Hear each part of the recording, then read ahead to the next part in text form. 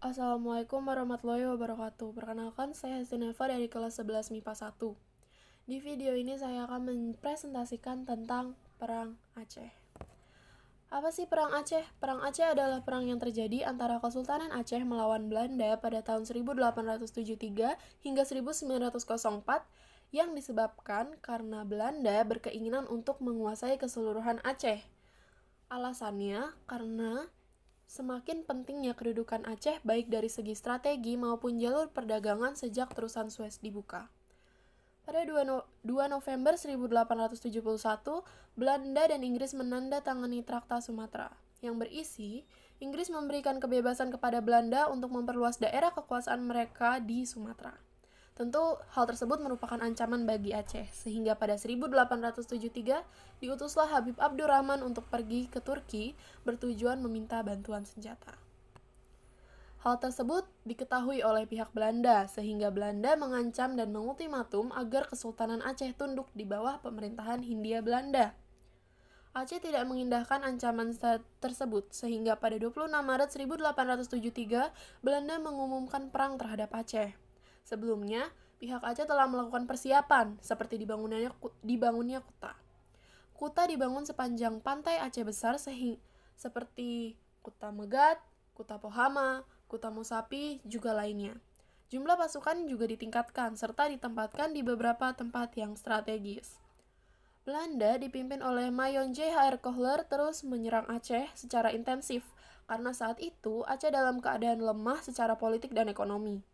Namun pada kenyataannya, pasukan Aceh tidak dapat dikalahkan semudah yang diperkirakan. Pejuang Aceh terdoktrin syahid atau menang, sehingga pasukan Aceh sangat sulit dikalahkan. Pada 14 April 1873, terjadi pertarungan sengit antara Belanda melawan Aceh yang bertujuan untuk merebut Masjid Baitur Rahman. Pada saat itu, Mayor Kohler berhasil terbunuh. Ia terbunuh di bawah pohon yang berdekatan di dekat masjid tersebut. Terbunuhnya Mayor Kohler membuat Belanda menarik mundur pasukannya. Kemudian, pada 9 Desember 1873, Belanda kembali melancarkan agresi militer yang kedua. Serangan ini dipimpin oleh J. Van Swieten. Pertempuran ini terjadi di istana dan Masjid Baitur Rahman. Pertarungan kali ini menjadi lebih sengit dari yang sebelumnya. Peluru terus menghujami masjid tersebut. Puncaknya pada 6 Januari 1874, Masjid Baitur Rahman dibakar. Pada tanggal 15 Januari 1874, Belanda berhasil menduduki istana setelah istana dikosongkan. Jatuhnya Masjid Baitur Rahman dan Istana Sultan ke tangan Belanda menjadi pertanda bahwa Aceh Besar telah menjadi daerah kekuasaan Belanda. Para pasukan Aceh tidak ambil pusing dengan hal tersebut. Mereka meminta Daud Syah diangkat menjadi Sultan Aceh. Namun karena ia masih di bawah umur, diangkatlah Tuanku Hashim Bantamuda sebagai wali hingga tahun 1884. Perang masih berlanjut hingga 1877. Habib Abdurrahman pulang dari Turki. Semangat semakin membara. Mereka menyerang pos-pos pertahanan Belanda. Namun Belanda berhasil menangani itu hingga mendesak pasukan Habib Abdurrahman. Hingga pada akhirnya Habib Abdurrahman menyerah.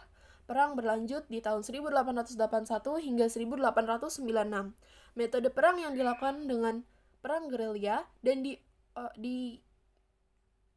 dikorbankan perang fisabilillah, di mana sistem perang gerilya ini dilakukan hingga 1903. Dalam perang ini, Aceh dipimpin oleh Teku Umar, Sultan, dan Panglima Polim.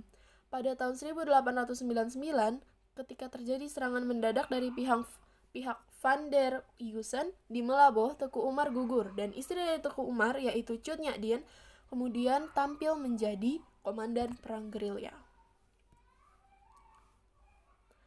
Perang terakhir yaitu 1896 hingga 1910.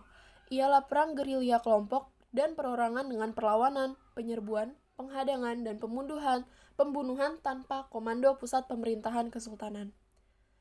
Surat perjanjian tanda menyerah. Selama masa perang Van Heets telah menyiapkan surat pendek atau Korte Verklaring Trakta pendek tentang penyerahan yang harus ditandatangani para petinggi Aceh. Isi dari surat tersebut adalah Yang pertama, Raja atau Sultan mengakui kalau sebagian daerahnya merupakan bagian daerah dari Hindia Belanda. Yang kedua, Raja berjanji tidak akan mengadakan hubungan dengan kekuasaan luar negeri dan berjanji akan mematuhi seluruh perintah yang ditetapkan Belanda. Hasilnya, dari perang tersebut, Sultan Aceh menyerah dan Kesultanan Aceh dibubarkan. Belanda menguasai Aceh, kekuasaan Ule Balang dipulihkan, dibentuknya Karesidenan Aceh beserta daerah taklukannya. Kekuatan dan korbannya. Kekuatan dari pihak Belanda yaitu 50.000 tentara Eropa, 20.000 tentara KNIL pribumi, pasukan elit, dan Marekaus. Dan dari pihak Aceh, 200.000 lebih mujahidin Aceh. Korbannya, 37.000 terbunuh termasuk kolera, dan dari Aceh 60-70.000 terbunuh dan 10.000 mengungsi. Sekian dari saya. Wassalamualaikum warahmatullahi wabarakatuh.